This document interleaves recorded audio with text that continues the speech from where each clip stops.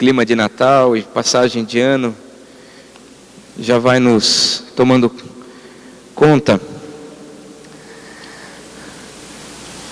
Eu não sei você, mas todo ano, todos os anos, quando vai chegando fim de outubro e começo de novembro, quando as lojas do comércio começam a acender as luzes, e principalmente a nossa rua 15 de novembro aqui, e eu moro aqui no centro, a gente vai passando por ali, o apelo natalino é muito forte. Então nós vamos realmente entrando no clima de festa, no clima de Natal. E aí nós começamos a cantar novamente os hinos natalinos, como este, por exemplo, Ó Vinde Fiéis, que é um hino bastante tradicional e todos os anos a gente volta a cantar para lembrar realmente que Jesus, o nosso Rei, nasceu e nós celebramos a Ele diariamente. Natal, Páscoa, são datas em que nos lembramos dessas comemorações cristãs, o nascimento de Cristo, sua morte e ressurreição. E também nós temos falado nesses dias sobre algo muito especial que Jesus nos deixou, que foi a grande comissão. Se por um lado nos lembramos uma vez por ano do nascimento de Jesus, se por um lado nos lembramos uma vez no ano da morte e comemoramos essas datas, comemoramos a morte e a ressurreição de Cristo na Páscoa, se por um lado nós comemoramos essas datas, por outro lado, diariamente nós precisamos nos lembrar da nossa responsabilidade de discipuladores, de homens e mulheres chamados na grande comissão para ir pregar o Evangelho e fazer discípulos de todas as nações. E nós temos falado a respeito do discipulado depois da nossa campanha de jejum e oração, que aliás, meus irmãos, quero dar esse testemunho, muitas coisas aconteceram. Não sei se você, neste período de jejum e oração que nós vivenciamos em outubro e começo de novembro, se você realmente fez, se você acompanhou as devocionais do livro que nós distribuímos para toda a igreja, mas muitos milagres aconteceram, muita coisa de fato aconteceu. Recentemente uma pessoa nos procurou dizendo que ao longo de sua vida agora tem passado por lutas, passado por momentos de profunda reflexão e que nesta campanha do jejum e oração dos 40 dias, Deus falou algo especial quanto à intimidade. E ao longo de sua experiência, não quero nem citar a idade, mas essa pessoa disse que realmente acha que viveu um cristianismo diferente daquilo que ela entendeu nestes dias de jejum e oração, onde Deus falou ao seu coração de que cristianismo na realidade é muito mais do que vir à igreja, é muito mais do que ler a Bíblia ocasionalmente. Cristianismo é compromisso sério. Deus tem nos chamado para algo especial, para um tempo a sós, para uma devocional especial, para realmente uma intimidade mais profunda. E essa intimidade com Deus nos leva a cumprirmos a missão, a estabelecermos o propósito de Deus sobre a face da terra, de implantar o seu reino e fazer de fato discípulos de todas as pessoas. O estudo do nosso sermão, o tema, o título é Discipulado através da unidade. E para isso eu gostaria de convidar a igreja para abrir as suas Bíblias no Evangelho de João, capítulo 17, e nós leremos os versos 20 a 23. Na semana passada, no fim de semana passada, a nossa igreja nacional, sob a liderança do nosso pastor Áureo, mais de 1.000 pessoas, cerca de 1.300 pessoas se reuniram aqui em Sumaré, na estância Árvore da Vida, para falar a respeito de discipulado, compartilhe vida.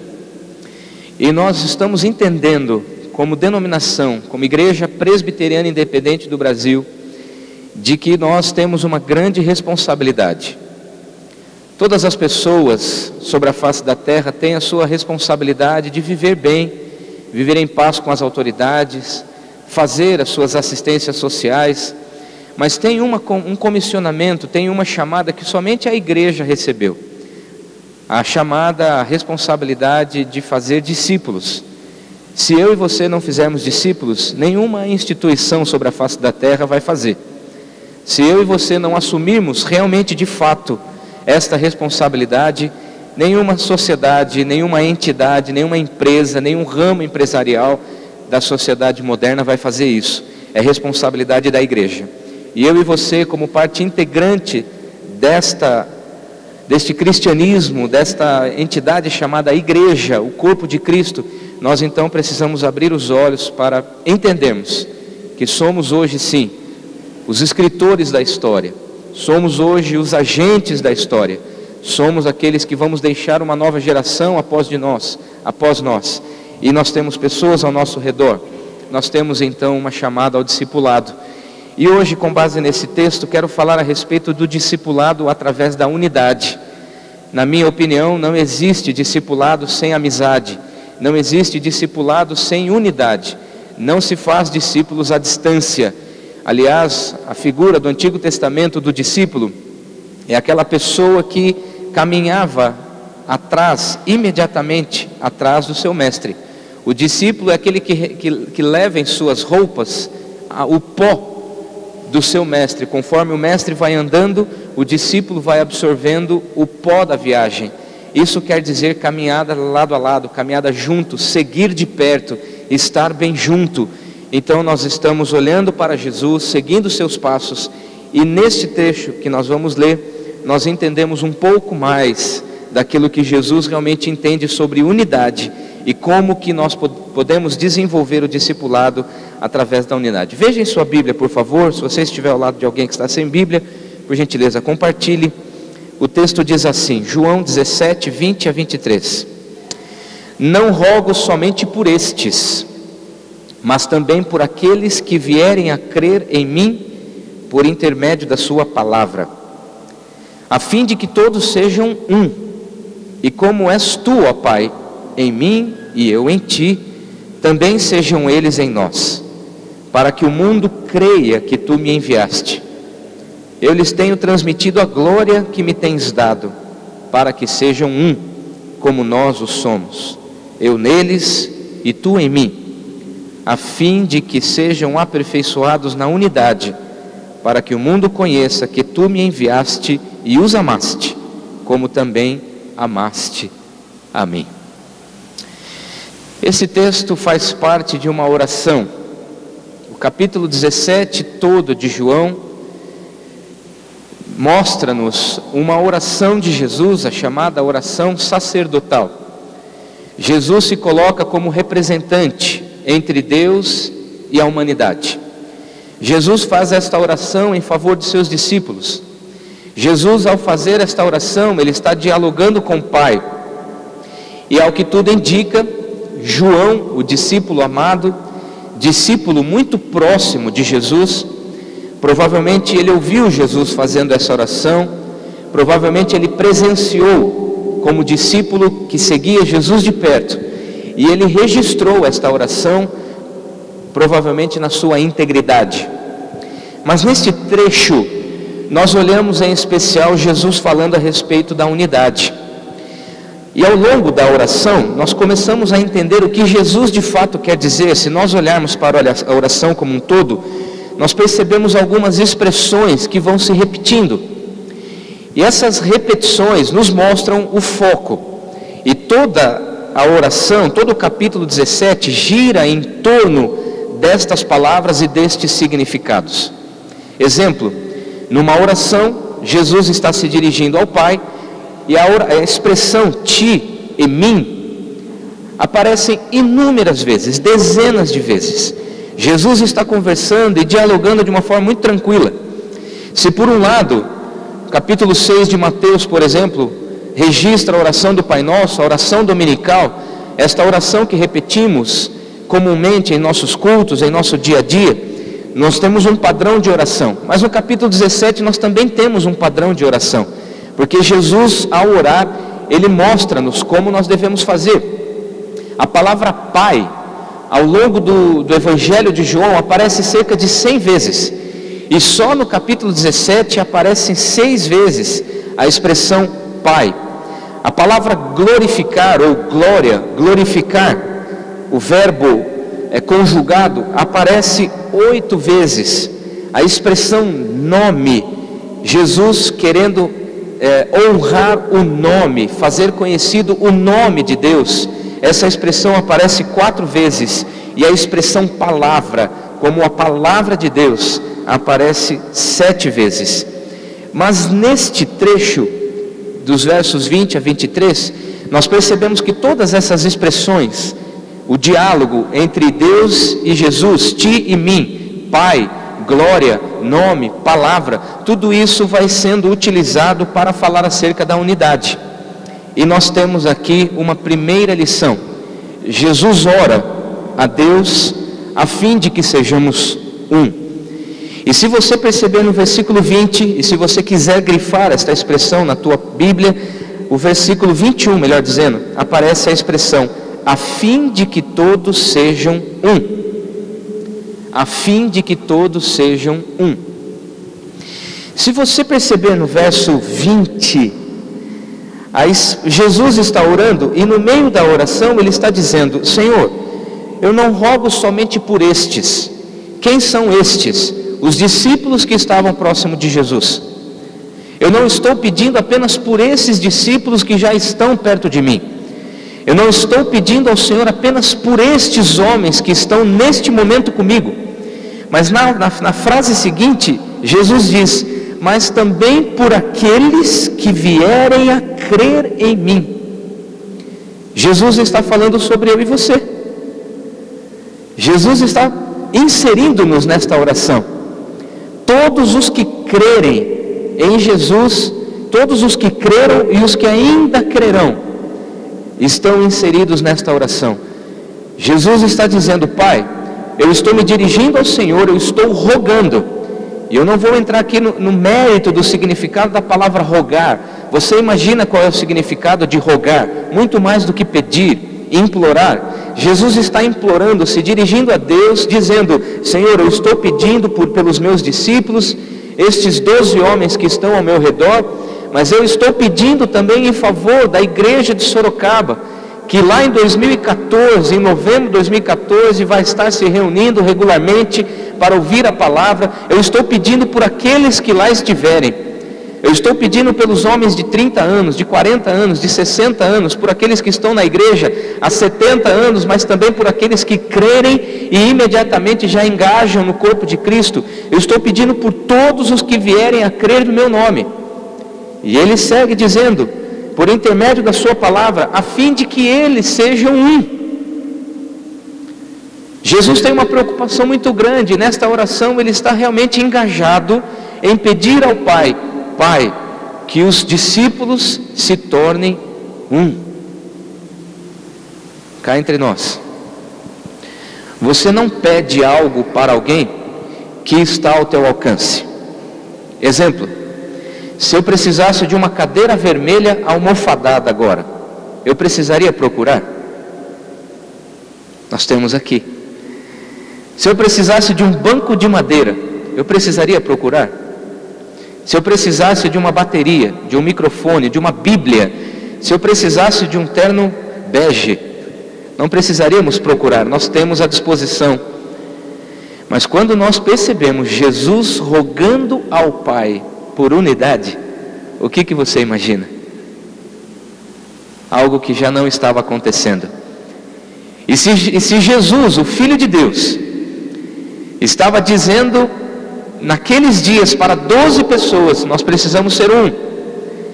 E Jesus em diversos momentos, exemplo, no Evangelho de João mesmo, capítulo 10, versículo 30, Jesus ao conversar com seus discípulos, ele está falando que o ladrão vem para roubar, matar e destruir, eu vim para que tenham vida. Ele conta aquele episódio do aprisco, ele fala sobre o bom pastor que dá vida pelas ovelhas, mas no versículo 30 ele diz, eu e o Pai somos um.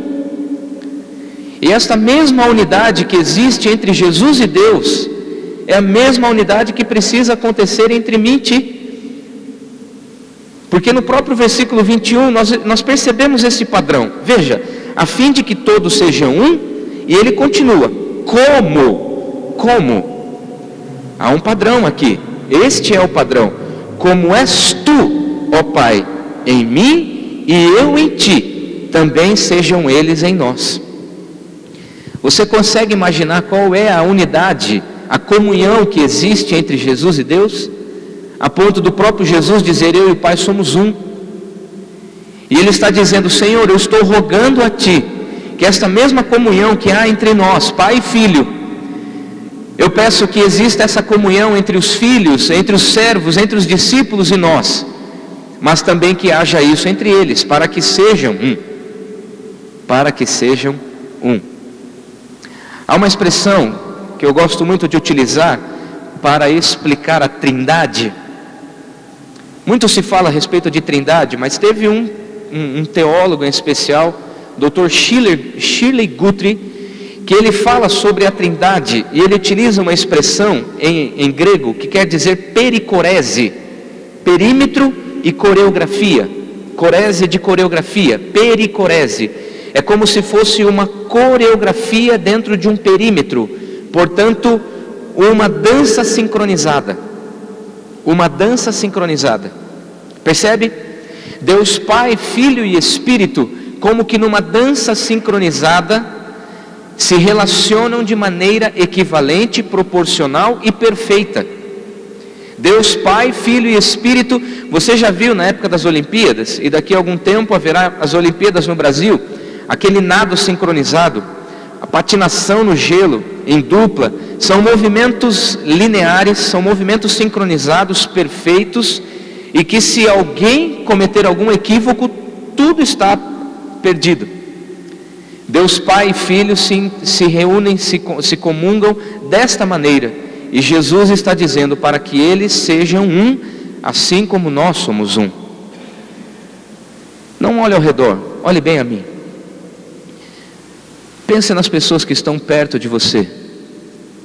É essa comunhão que você tem com essas pessoas? Esse é o padrão de unidade que você vivencia com as pessoas da igreja, com seus irmãos em Cristo, com as pessoas da família? O que nos impede então de vivermos essa comunhão da mesma forma como Jesus e Deus se relacionaram? Quais são os empecilhos da comunhão? Sou eu? É você? O que precisamos vencer para que haja de fato esta união? Agora eu quero pensar um pouquinho a respeito da diferença entre união e unidade. O fato de nós estarmos em união nesta manhã não significa que nós estamos em unidade. Pode não significar. Uma reunião de família nem sempre representa unidade. Um coral, um ministério da igreja, um grupo de louvor, ministério de jovens, crianças, líderes, departamentos da igreja, a união de pessoas nem sempre quer dizer que essas pessoas estão em unidade. Dá para perceber a diferença? Agora veja a evolução, nestes versículos que nós lemos, a evolução das expressões. No versículo 21, a primeira frase tem lá: a fim de que todos sejam um. No versículo 22 aparece: para que sejam um. Mas no versículo 23 aparece: a fim de que sejam aperfeiçoados na unidade. E eu quero chamar a atenção, por que Jesus faz esta evolução? A fim de que sejam um, para que sejam um, a fim de que sejam aperfeiçoados na unidade. E você está vendo aqui uma imagem. Naquela imagem ali nós temos batatas e um purê. Recentemente tive a oportunidade de ouvir uma pregação de um pastor chamado Abe Huber. Um pastor que tem sido muito conhecido em nossa nação e fora do Brasil. Pastor da Igreja da Paz. A igreja possui dezenas de milhares de membros em Santarém, no Pará. E agora este pastor está em Fortaleza, liderando a Igreja da Paz. E nós temos conversado muito a respeito do modelo de discipulado que eles têm aplicado. E o pastor recentemente, alguns anos atrás, ele tem difundido isso. Eu peguei um DVD, eu participei de um treinamento aqui na Igreja da Paz de Sorocaba, que fica na rua Campos Sales. Eu participei de um treinamento e fiquei impactado com esta visão que eles têm a respeito de unidade. E a ilustração que eles fizeram é justamente a ilustração de um saco de batatas e um purê de batatas. Vamos pensar juntos. A união é um saco de batatas. A unidade é um purê de batatas. Dá para perceber a diferença? Num saco de batatas nós temos cada batata com a sua casca grossa. Num saco de batatas nós temos algumas cascas bem lisinhas que não pode encostar que já está sangrando. No saco de batatas nós temos batatas simétricas, assimétricas, fininhas e gordinhas, cabeludas e nem tanto. No saco de batatas nós temos uma união de batatas, mas não temos um purê. Se eu disser para você, eu vou abrir esse saco de batata para você comer essa batata, você vai olhar para mim e dizer, pastor, tem alguma coisa errada. Nós precisamos fazer com que essa batata passe por um processo. E aí é que entra a água e o fogo, não é mesmo? Deixa eu olhar para as mulheres aqui, as cozinheiras. Para você fazer, eu não sou especialista, gosto de cozinhar, mas não sou especialista. Nunca fiz purê de batata. A Camila faz um purê de batata espetacular. Quando faz é o suficiente para o almoço, no máximo aquilo que sobrar vai para a janta, mas não vai para o dia seguinte. Mas você precisa da água, porém só a água, ela não cumpre o seu efeito final, precisa do fogo. Olha bem para mim, no versículo 20, a última frase do versículo 20 diz ali, por intermédio da sua palavra. A unidade vem por intermédio da palavra. Discipulado e unidade se fazem com base na palavra. Comunhão existe com base na palavra. Esta reunião que fazemos às vezes socialmente, informalmente, ela é boa, mas ela não gera purê. Ela alimenta às vezes o coração, mas não alimenta o espírito. Porque a palavra de Deus é a água que nutre, que faz com que todos os nutrientes entram em função, e a palavra não volta vazia, ela cumpre o fim desejado. Nós às vezes nos relacionamos com pessoas, mas nem sequer citamos um texto bíblico, nós nem sequer abrimos a palavra de Deus. Nós falamos muito sobre fazer discípulos, mas não temos a disposição em sentar com as pessoas com a palavra na mão. Eu estou tendo o privilégio de discipular mais uma pessoa, e nós gastamos 1-2 horas sentando à mesa com a Bíblia na mão. E recentemente, uma pessoa que não teve vínculo com a igreja evangélica na sua infância, juventude, adolescência, está tendo uma experiência agora na fase adulta de sua vida, como já é pai de família, será recebido como membro da igreja no domingo que vem, vai ser batizado e fazer sua pública profissão de fé. E recentemente num diálogo, falei com ele e disse, meu querido, vou fazer uma prova com você agora, fala a respeito da salvação. E ele, do jeitinho dele, como que gaguejando, e ele conseguiu explicar o plano da salvação. E ele falou a respeito do Espírito Santo, ele falou a respeito da liberdade em Cristo, ele falou a respeito do perdão, ele falou a respeito da certeza da salvação, ele falou a respeito da graça.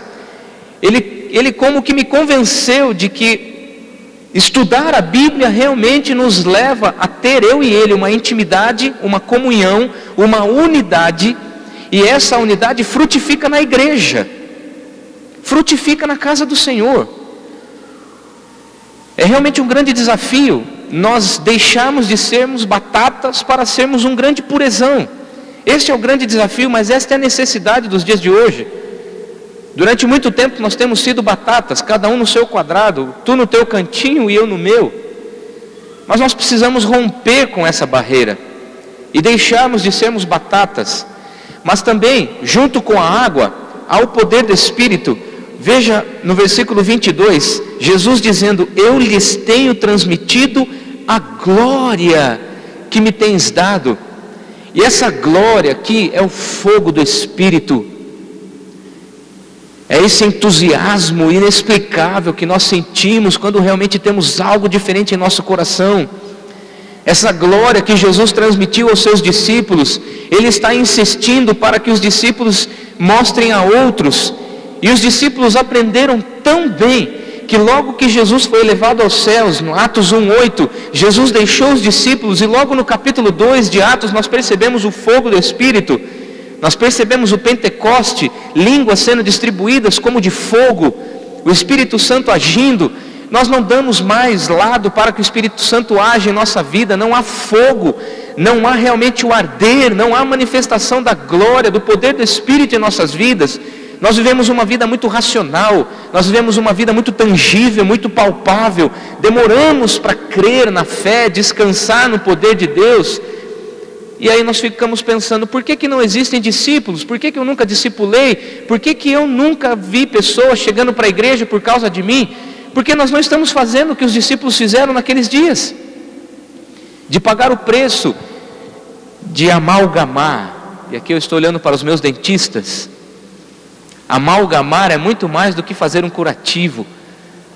Amalgamar é tornar a coisa uma só, fazer um grande purê. O que na minha opinião, e é uma simples opinião, Jesus vai dizendo, a fim de que seja um, para que seja um.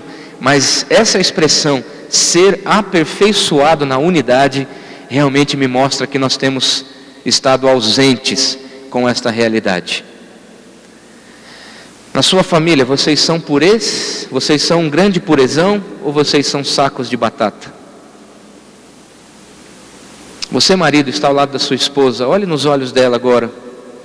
Esposa, olhe nos olhos do seu marido. Será que vocês são um purê? Ou vocês não passam de duas batatonas? Pense nos seus filhos. Pense nos irmãos da igreja. Talvez, e cá entre nós, mesmo sendo pastor da igreja, eu não tenho intimidade com todos vocês, mas eu tenho intimidade com alguns irmãos. Com esses irmãos, talvez, nós poderíamos dizer que temos experimentado a possibilidade de sermos um purezão. O purê alimenta, a batata está no processo, porque quando entra a água e o fogo, quem sabe o fogo nem sempre dá para ver a ação do fogo, mas nós percebemos no final aquilo que ele objetiva. O fogo do Espírito é aquilo que, junto com a palavra, faz com que nós, pela unidade, façamos discípulos de forma natural, de forma tranquila, sem forçar a barra, sem descer goela abaixo, sem menosprezar pessoas que não pensam como nós, sem menosprezar outras religiões que não servem a Cristo como nós servimos, sem menosprezar cristãos que professam sua fé de forma diferente da presbiteriana, sem menosprezar pessoas por causa de seus pecados. Imagina se uma batata vistosa, com a casca limpa, sem qualquer rusga, sem qualquer marca, sem qualquer sinal. Imagina se a batata olhasse para uma batatinha pequena e olhasse para ela dizendo, você não é presbiteriano independente, você não pode fazer parte do meu purê. Será que esse é o objetivo? Em terceiro lugar, tem uma finalidade, para que o mundo saiba, e é exatamente neste momento do processo em que os discípulos acontecem. Os discípulos acontecem para que o mundo saiba, os outros saberão, os discípulos virão, aqueles que creem serão trazidos à tona, à medida em que nós vamos vivendo pela palavra, pelo poder de Deus, vamos nos tornando purê, vamos fazendo com que outras batatas passem pelo processo. E você não tem como colocar uma batata crua, colocar no meio do purê. Alguém precisa fazer com que essa batata passe pela água e pelo fogo, para que ela também fique flexível. E essa flexibilidade é a maturidade espiritual. Nós vamos fazendo cair conceitos, preconceitos, estigmas, paradigmas, e aos poucos nós vamos nos tornando parte do purê, de forma natural, sem forçar. Agora, é bem verdade que às vezes a água e o fogo queimam. Às vezes na hora de tirar a pele, de tirar aquilo que não faz parte do purê, às vezes acontecem dores. Às vezes nós temos que tirar realmente as nossas vestes, como que rasgando velhos conceitos, para que nós possamos de fato nos submeter ao processo do purê. E aí vêm os discípulos. E é neste processo que os discípulos vão consolidando o processo. E no versículo que nós estamos lendo, está dizendo, para que o mundo creia. E também no versículo 22, ou no versículo 23, os versos aí estão às vezes com algum equívoco, mas no versículo 23 está dizendo lá, a fim de que sejam aperfeiçoados na unidade, para quê? Para que o mundo conheça que tu me enviaste e os amaste, como também amaste a mim. Os discípulos surgem de forma natural, você não precisa forçar a barra. Estou olhando nos teus olhos. Eu nunca saí pela rua olhando para as pessoas, deixa eu ver onde é que tem um discípulo aqui. Eu nunca saí pelo meu prédio, andando de fora a fora, pelo elevador ou pela escadaria, pensando, onde é que tem um discípulo aqui? Eu preciso fazer discípulo. O mundo precisa conhecer. Não. Mas enquanto eu estou jogando bola, eu posso fazer discípulos. Enquanto eu estou subindo e descendo do elevador no dia a dia, eu posso fazer discípulos. Enquanto eu estou interagindo com os porteiros do meu prédio, para que eles creiam que Jesus foi enviado. Enquanto eu estou numa refeição, comendo e bebendo, me divertindo com os meus amigos, com os familiares, numa reunião sem propósito, uma reunião, uma refeição qualquer, como Jesus, nós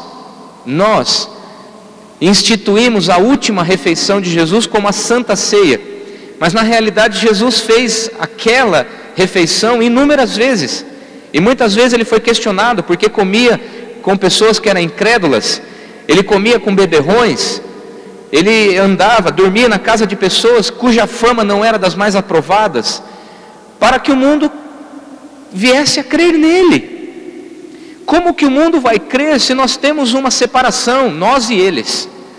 Como que eles crerão? Como que nós faremos discípulos se nós mesmos dificultamos este processo? Eu sou a batata do saco, venha você para este saco bonito. Ok, algumas batatas simplesmente vão entrar no saco. Algumas batatas simplesmente vão entrar e fazer parte como um grande saco de batatas, mas não vão passar pela água e pelo fogo, a menos que um de nós paguemos o preço de sentar com essas pessoas, estudar a Bíblia, falar acerca de Jesus. Eu estou falando de tempo, eu estou falando de prioridades. O reverendo Áureo, à noite, no culto, vai falar sobre prioridades. Mas nós estamos falando de que ou investimos tempo para isso, ou realmente vamos continuar colhendo os mesmos resultados de sempre. Para que o mundo creia, para que o mundo conheça que Jesus e o Pai são um, eu e as pessoas com quem convivo também precisamos nos tornarmos um grande purê. Os irmãos estão entendendo? Agora, além da palavra, a água, além da glória, o fogo do Espírito, neste trecho, o versículo 23, Jesus acrescenta o amor. Para que o mundo conheça que tu me enviaste e os amaste. Como você acha que o seu vizinho vai saber que Jesus o ama? Olhe bem para mim. Como você acha que os seus colegas de trabalho chegarão à conclusão de que Jesus os ama? Você quer escalar alguns de nós aqui para irmos lá na sua empresa? Eu, José Maria, Davi, Áureo. Você quer que nós possamos ir até lá para falar que Jesus ama essas pessoas? Nós podemos até ir. Mas não é mais fácil você, estando lá, amar essas pessoas? E ao amar essas pessoas, mostrar que Jesus as ama? Nós somos chamados para amar as pessoas, e muitas vezes nós olhamos e com o intuito de trazê-las para o saco de batata, nós mostramos arrogância, intolerância, às vezes ódio. Às vezes nós mostramos o cristianismo com ódio. Você sabia disso? Às vezes nós queremos que as pessoas pensem como nós pensamos, e com isso nós afastamos as pessoas. Eu aprendi recentemente, mencionei até no domingo passado, que as pessoas querem Deus, e as portas até estão abertas, mas nós precisamos colocar as chaves certas nas fechaduras certas.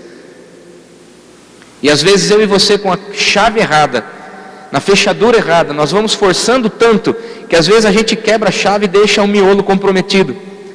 E a porta que era para ser aberta de forma natural, aproveitando as oportunidades certas, às vezes eu e você atrapalhamos o processo de outras pessoas que poderiam abrir, já que essa porta poderia vir ser aberta, e pessoas viriam a crer em Deus, em Jesus como Senhor, mas daí eu e você, utilizando as ferramentas erradas, o momento errado, a forma errada, nós às vezes comprometemos o processo e afastamos as pessoas de Deus.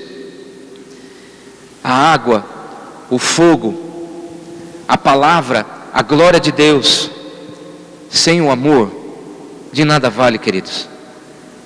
O apóstolo Paulo falou sobre isso. Eu posso fazer tudo o que eu quiser, e ele coloca inúmeras expressões. Posso ter dons os mais diversos possíveis, posso ter ciência, cultura, posso ter a minha parede recheada de diplomas, posso ter no meu currículo cursos, treinamentos, congressos, posso ter idiomas, posso ter anos de igreja, posso ter congressos, posso ter realmente grandes realizações. Sem o amor, o apóstolo Paulo fala, não é apenas que a missão será comprometida, ele diz que sem amor, nada seremos. Não faremos discípulos sem amor, não vivenciaremos a unidade sem amor. É justamente essa expressão que Jesus utiliza nesse texto. A água é a palavra, o fogo é a glória de Deus, mas o amor é o meio através do qual tudo funciona. Tudo pode funcionar se eu e você realmente estivermos dispostos a olharmos para este texto e percebemos aqui as nuances do discipulado. Nós realmente poderemos, através da unidade, de uma forma muito natural, fazer discípulos de todas as nações. Muitas vezes nós sabemos o que fazer, mas nem sempre como fazer. Eu estou de uma forma muito natural dizendo que se você permitir que a palavra de Deus inunde sua vida, que o fogo do Espírito seja realmente aquilo que te impulsione no dia a dia, você vai arrumar tempo, você vai olhar para as pessoas, você vai fazer discípulos de forma muito natural, simplesmente por amar, gastar tempo e investir na vida das pessoas. Finalmente, Jesus, o modelo de discipulado através da unidade e do amor. Você está disposto a fazer o mesmo? Vamos nos colocar em pé. Vamos cantar ao Senhor.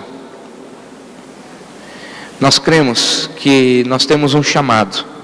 E você sabe. O que te motiva a vir todo domingo à igreja? Não são bons sermões. É o poder do Espírito que te traz até aqui para você ouvir estes sermões. Nós não somos perfeitos comunicadores, somos falhos. Como pregadores temos uma responsabilidade, mas somos humanos. E o canal às vezes é incompleto, gera ruídos na comunicação entre Deus e a igreja. Mas você está aqui para agir e não apenas para ser passivo nesse processo. Deus quer usar você no seu namoro. Deus quer usar você como pai e mãe.